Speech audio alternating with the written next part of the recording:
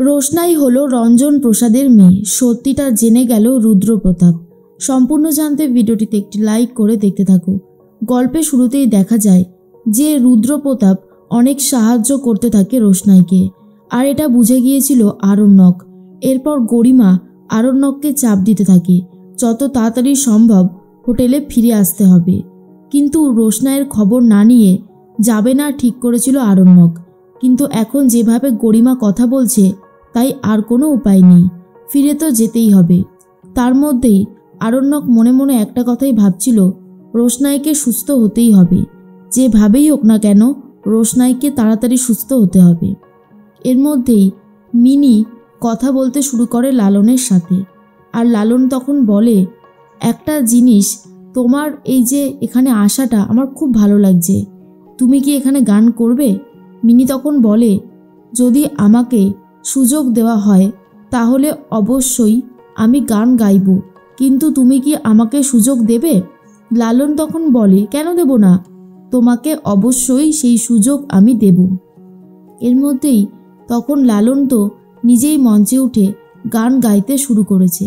আর ঠিক তখন মঞ্চে লালনকে দেখে খুব খুশি হয়ে যায় মিনি, বলতে থাকে, সত্যি লালন খুব সুন্দর গান গায়, লালনের গান শুনতে আমার তো খুব ভালোই লাগছে।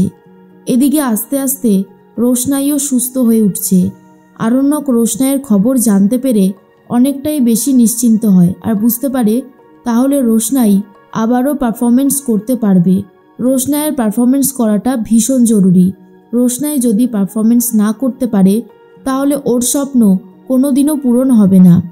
এর মধ্যেই মিনি তো এখনও বাড়ি ফেরেনি, আর মিনি যে লালনের ওখানেই গেছে সেটা বুঝতে পেরেছিল বড় মা, তাই ছোটুকে তাড়াতাড়ি করে ওখানে পাঠিয়েছে।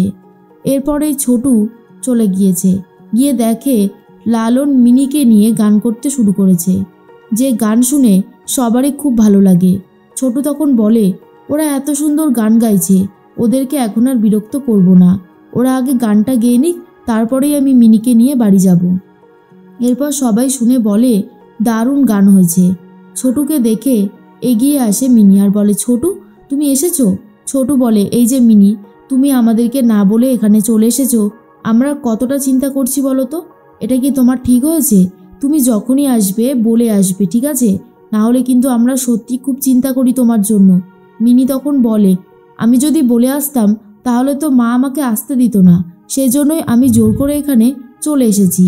কিন্তু ছোটু বলে, এটা তুমি একদমই ঠিক করনি, এরকমটা আর করবে না কেমন? তখন আর কিছু বলতে পারছে না। লালন বলে, মিনি দাঁড়াও, তোমাকে তো এই চকলেটগুলো দেওয়াই হয়নি। মিনি বলে, এই তুমি তো আমাকে আজকে সকালেই চকলেট দিলে, আবার এখনও দিচ্ছ? তখন লালন বলে, তাতে কি হয়েছে, তুমি চকলেট খেতে এত ভালোবাসো, আর এটা শুধুই তোমার জন্য। তখন ছোটুর খুব ভালো লাগে। লালন বলে, ছোটুদা, তুমি যে আমাদের বস্তিতে এসে এরকম ফাংশন দেখবে এটা আমি কল্পনাও করতে পারিনি।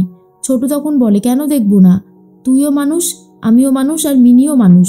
দেখ, মিনির কাছেও টাকা নেই, আমার কাছেও টাকা নেই, তাই আমরা দুজনেই গরিব। হ্যাঁ, আমরা থাকি একটা বড়সড় বাড়িতে ঠিকই, কিন্তু তাতে কি যায় আসে, মানুষের মনুষ্যত্ববোধটাই অনেক বেশি দামি। আর জানিস তো, আমাদের মিনির খুব সুন্দর একটা মন আছে, যেটা আর কারোর নেই, সেজন্যই বলছি মিনি খুবই ভালো মেয়ে। এর মধ্যেই মিনিকে নিয়ে বাড়ির দিকে রওনা দেয় ছোটু। অন্যদিকে রোশনাইকে নিয়ে ভাবনা চিন্তা করছিল জাজেসরা, আর বলছিল, রোশনাইয়ের কি মেডিকেল টেস্টের রিপোর্ট এসেছে? সেদিন রোশনাই কি খেয়েছিল? নিজের মধ্যে এনার্জি শক্তি বাড়ানোর জন্য রোশনাই ঠিক কি করেছিল? আমাদেরকে বলুন, এভাবে চুপ করে থাকবেন না।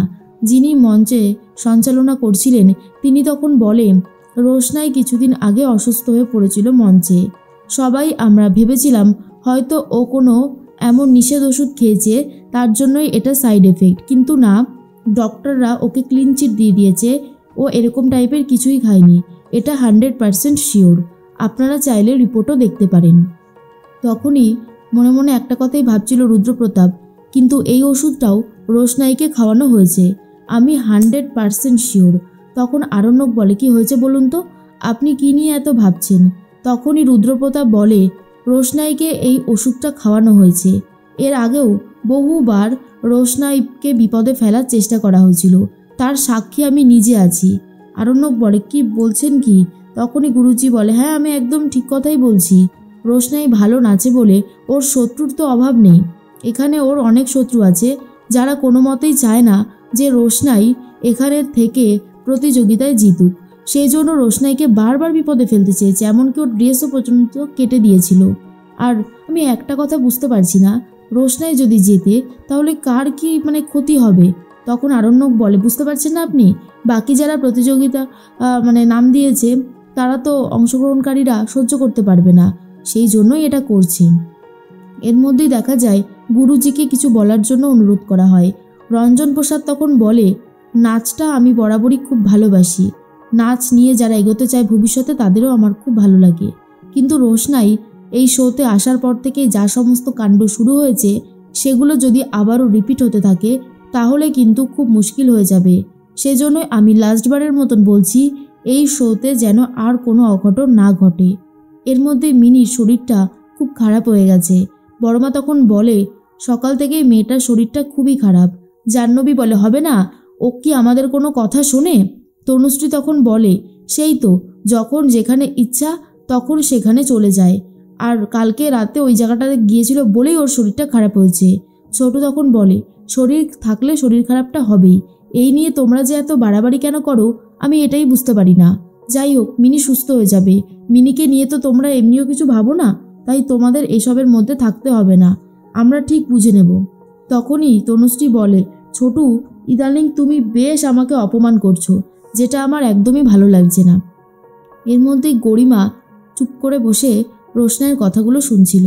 তখনই রোশনাইকে নিয়ে ভাবছে গরিমা।